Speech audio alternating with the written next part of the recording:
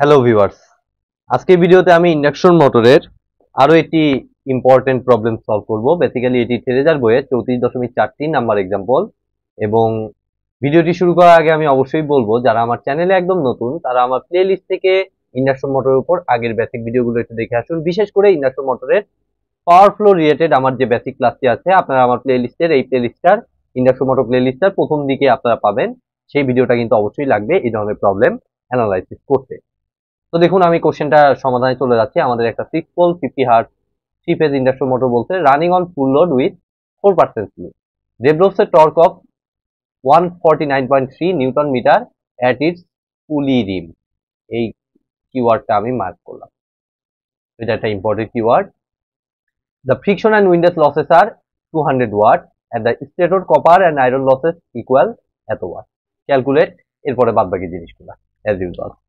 তো এখানে যে জিনিসটা আমি যে কিওয়ার্ডটা মার্ক করছি, এটা একটু বোঝানোর জন্য আপনাদের করছি। আপনারা যদি প্র্যাকটিক্যালি কাজ করেন তাহলে এটা আপনার বুঝতে কোনো সমস্যাই হবে না যে পুলি জিনিসটা কি। অ্যাকচুয়ালি পুলি জিনিসটা থাকে হচ্ছে মোটরের যে শ্যাফট আছে, মোটরের শ্যাফট অর্থাৎ যেটা ঘুরতেছে সেটার সাথে কিন্তু এই পুলিটা করা থাকে, বেল্টের মাধ্যমে আমার অ্যাটাচ করা থাকে। ঠিক আছে, অর্থাৎ এই যে পুলি রিমের এইখানে যে নিউটন মিটারটা দিছে, এটা মানে আমরা বুঝি শ্যাফটটা থাকে কোথায়, মোটরের আউটপুটে থাকে। দ্যাট মিনস এই টর্কটা বেসিক্যালি হচ্ছে আমাদের আউটপুট টর্ক। ঠিক আছে, তো এটা কিন্তু কোনোভাবেই ডেভেলপ টর্ক হবে না। তো এটা নিয়ে আপনারা কনফিউজ হবেন না যে এটা ডেভেলপ টর্ক নাকি আউটপুট টর্ক। অবশ্যই পুলি কথাটা দেখলে অবশ্যই আপনার ধরে নিতে হবে এটা হচ্ছে আমার আউটপুট টর্ক। ঠিক আছে, তো আউটপুট টর্ক আমাদের জানা আছে। এখন এটার সাহায্য নিয়ে আমরা বাদবাকি জিনিসগুলো হিসাব করার চেষ্টা করব। তো আউটপুট টর্ক জানি, তাহলে আমাদের পাওয়ার, তার পাওয়ার পাইতে হলে, আউটপুট পাওয়ারটা পেতে হলে আমাদের যে কাজটা করতে হবে, আমাদের ফ্রিকোয়েন্সি জানতে হবে। ঠিক আছে, স্পিডটা জানতে হবে, রোটর স্পিড। ঠিক আছে, তো রোটর স্পিডটা জানতে হলে দেখুন আমাদের স্লিপ জানা, তাহলে আমরা এনএসটা আগে আমরা ক্যালকুলেশন করব। তো NS is equal two formula কি, 120 এফ বাই পি, আপনারা সবাই জানেন। তো 120 ইন্টু এফ হচ্ছে আমাদের কত, ফ্রিকোয়েন্সি কত, 50 হার্টজ। 120 ইন্টু 50 ডিভাইডেড বাই আমাদের কত, পি কত, কয়টা পোল, 6টা পোল। তাহলে 12 ইন্টু 5 6000 বাই 6 মানে হচ্ছে 1000 আরপিএম। দেখুন এটা আমার আসতেছে 1000 আরপিএম, 1000 আরপিএম। তাহলে এখান থেকে আমরা এর ভ্যালুটা ক্যালকুলেশন করব। এখন এন আর ভ্যালুটা ক্যালকুলেশন করব। তাহলে স্লিপ ইকুয়েশন ইউজ করব। তাহলে slip S is equal to, তাহলে এস কত দিচ্ছে আমাদের, 4%। তার মানে এস মানে 0.04 ইজ ইকুয়াল টু কি ফর্মুলা আপনারা সবাই জানেন, NS minus NR divided by NR. That means NS হচ্ছে আমাদের 1000 minus NR rotor speed divided by আমাদের কত, এনএস। তাহলে এনএস হচ্ছে আমাদের 1000। তাহলে এখান থেকে আমি এনআর ভ্যালুটা ক্যালকুলেশন করে ফেলতে পারবো। তাহলে এনআরটা দেখুন আমার আসতেছে, তাহলে এনআর ইজ ইকুয়াল টু, যদি এখন ক্যালকুলেশন করি, 1000 মাইনাস 1000 ইন্টু 0.04 একবারে করে ফেললাম। তাহলে আমাদের 960 আরপিএম আসতেছে। ঠিক আছে, তাহলে এটা আমরা ইজিলি পেয়ে যাচ্ছি 960 আরপিএম। তাহলে রোটর স্পিডটা পাইলাম। এখন আমরা ইজিলি টর্ক ইকুয়েশন থেকে আমাদের এ নাম্বার আউটপুট টর্ক, যেটাকে শ্যাফট টর্কও আমরা বলতে পারি, তো T output is equal to আমি বলতে পারি কি, P output divided by omega R. ঠিক আছে, তো এই যে পি আউটপুট ইউজ করলে কিন্তু এই নিচে অলওয়েজ আমাদের ওমেগা আর হবে। ঠিক আছে, রোটরের স্পিড। তাহলে এখান থেকে আমাদের দেখুন পি আউটপুটটা আমার আসতেছে T naught, P output is equal to T out into omega R. ঠিক আছে, T out into omega R. আমাদের এন আর জানা আছে, ওকে, ওমেগা আর এ কনভার্ট করার কোনো ব্যাপারই না। তো পি আর এর ভ্যালুটা, তাহলে আমাদের পি আউটের ভ্যালুটা তাহলে আসতেছে টি নট কত, টি আউট কত, 149.3। তাহলে এখানে দেখুন 149.3 ইন্টু আমাদের কত, ওমেগা আরটা আমাদের দেখুন আরপিএম এ আছে, বাট এটা আমরা জানি যে এটা ওয়াটে আনতে হলে আমাদের এসআই ইউনিটে কনভার্ট করতে হবে। তাহলে আরপিএম থেকে এটাকে রেডিয়ান পার সেকেন্ডে কনভার্ট করতে হবে। তাহলে এক আরপিএম মানে হচ্ছে রিভলিউশন, এক রিভলিউশন মানে 2 পাই রেডিয়ান। দ্যাট মিনস 2 পাই দ্বারা মাল্টিপ্লাই, আর পার মিনিট আছে, তাহলে ওইটাকে পার সেকেন্ড বানাইতে হবে। তাহলে 1 মিনিট সমান আমাদের 60 সেকেন্ড। তাহলে এখান থেকে আমাদের 2 পাই বাই 60 ইন্টু আমাদের কত, 960। তাহলে আমাদের রেডিয়ান পার সেকেন্ডে ওমেগা আরটা কনভার্ট হয়ে গেল। তাহলে এখন দেখুন আমাদের পি আউটের ভ্যালুটা ফাইনালি তাহলে আমাদের আসবে 960 into 2 pi divided by 60 into 149.3, তাহলে আমাদের মোটামুটি 15,009.273।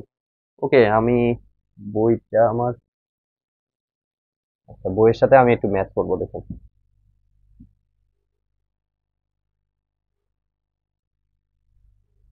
34.43। আমার এখানে দিছে হইলো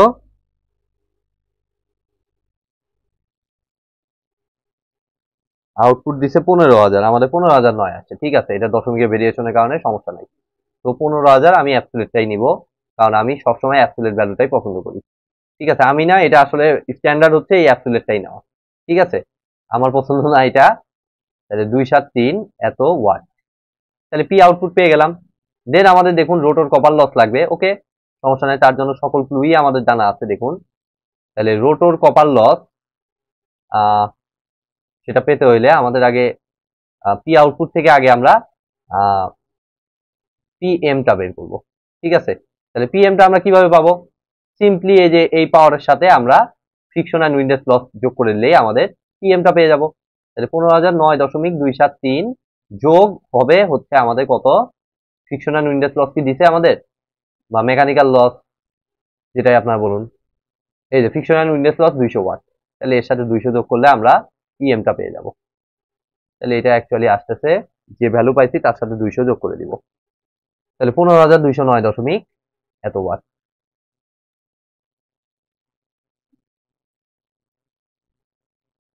দুই সাত তিন ওয়াট। তাহলে এটা পাইলাম আমরা, কি পাইলাম? পিএম ভ্যালুটা পাইলাম। এখন স্লিপ ইউজ করেও আমরা পেতে পারি, বা আরো ওয়ে কি আছে? আমাদের রোটর কপার লস দেয়া নাই, তো স্লিপই ইউজ করতে হবে এক্ষেত্রে। ঠিক আছে, অর্থাৎ এই যে পাওয়ার ফ্লোতে আমাদের যে ইকুয়েশন একটা আছে কি, P R C L rotor copper loss divided by PM is equal to আমাদের হচ্ছে কত? এটা হচ্ছে এস, আর এটা হচ্ছে 1 মাইনাস এস। ঠিক আছে, তো এটা তো আগের ভিডিওগুলো থেকে আপনারা দেখতেছেন, পাওয়ার ফ্লো ইকুয়েশনে দেখেছেন। তো এখন দেখুন পিআরসিএল টা আমরা হিসাব করবো যা। তাহলে পিআরসিএল ভ্যালুটা আমার আসতেছে, দেখুন এস হচ্ছে আমাদের কত? এস এর ভ্যালু কত দিচ্ছে আমাদের? 0.04। তাহলে 0.04 ডিভাইডেড বাই 1 মাইনাস 0.04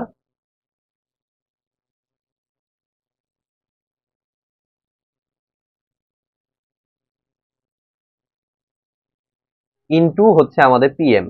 তো পিএম এর ভ্যালুটা কত পাইলাম মাত্র আমরা? 15,209.273। ঠিক আছে, তাহলে এটাকে যদি আমরা ক্যালকুলেশন করি, তাহলে আমাদের পিআরসিএল ভ্যালুটা পেয়ে যাব। তাহলে এত ইন্টু 0.04 ডিভাইডেড বাই 1 মাইনাস 0.04, তাহলে রোটর কপার লসটা আমরা পাচ্ছি প্রায় 633। এটাই তো চাইছে, 633 পয়েন্ট সামথিং। এখানে কত দিচ্ছে এরা?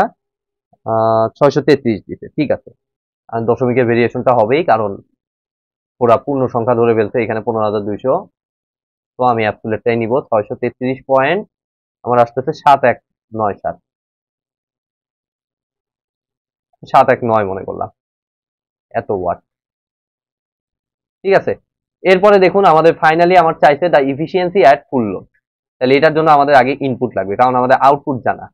ঠিক আছে, তাহলে পি ইনপুটটা বের করতে হইলে দেখুন আমরা কি কাজ করব? আমরা কোন পর্যন্ত পাওয়ার আনতে পারছি? আমরা পিএম পর্যন্ত পাওয়ার আনতে পারছি। তাহলে পিএম হচ্ছে আমাদের 15,209 সামথিং। এই যে এই জিনিসগুলো খুব ইজি ভাবে আপনারা ক্যালকুলেশন করতে পারবেন যদি পাওয়ার ফ্লোটা আপনারা খুবই ভালো বলতেন। ঠিক আছে, তাহলে আপনার বলে দিতে হবে না কোনটার পরে কোন স্টেপ হবে, এটা অটোমেটিক্যালি আপনি ধরতে পারবেন। তাহলে এটার সাথে এই যে পিএম এর সাথে আপনার যোগ দিতে হবে পিআরসিএল, তাহলে আপনি রোটর ইনপুটটা পাবেন। তাহলে আমাদের রোটর ইনপুটের পর রোটরের পার্ট সেট, এরপরে আমার স্টেটরের পার্ট আসবে। ঠিক আছে, তাহলে স্টেটরে আছে কি? আয়রন লস আছে। তাহলে স্টেটর আয়রন লস দিছে, স্টেটর আয়রন লস আছে, তারপরে আছে কপার লস। তো কপার আর আয়রনের যোগফল একবারে দিয়ে দিচ্ছে। তাহলে একবারে আমরা এই ভ্যালুটা জাস্ট যোগ করে নিলেই আমাদের এখান থেকে আমরা ইয়েটা পেয়ে যাবো, পি ইনপুটটা পেয়ে যাচ্ছি সরাসরি। ঠিক আছে, তো এই ভ্যালুটা আমরা জাস্ট এখন ক্যালকুলেশন করব। তাহলে দেখুন এত যোগ 633.719 তার সাথে 15,209.273 যোগ 1620, তাহলে আমাদের 17,462.8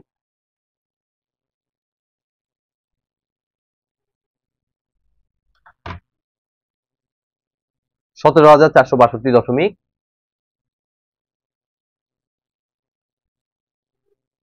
আমাদের আসতেছে 993 আসতেছে, ঠিক আছে, এত ওয়াট।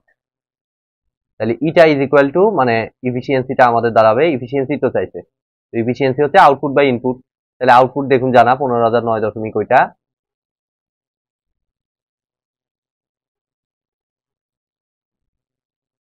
দুই সাত তিন ডিভাইডেড বাই আমাদের এটা হচ্ছে আমাদের 17,462.993 এত ইন্টু আমাদের কত 100%। তাহলে জাস্ট আমরা হিসাব করে দেই এটা ক্যালকুলেটারে। তাহলে 15,009.273 ভাগ অ্যান্সার 85.949%, মানে 86% দিচ্ছে, ঠিক আছে, আমাদের সমস্যা নাই, আমি এটাকেই রেখে দিলাম 85.949%। তো এটা হলো আমাদের আজকের প্রবলেমটার সলিউশন। তো আই থিঙ্ক আপনারা বুঝতে পেরেছেন। ভিডিওটি যদি ভালো লেগে থাকে অবশ্যই ভিডিওতে একটি লাইক দিবেন, বন্ধুদের সাথে বেশি বেশি শেয়ার করবেন, আর চ্যানেলে নতুন হয়ে থাকলে অবশ্যই চ্যানেলটি সাবস্ক্রাইব করবেন। ধন্যবাদ।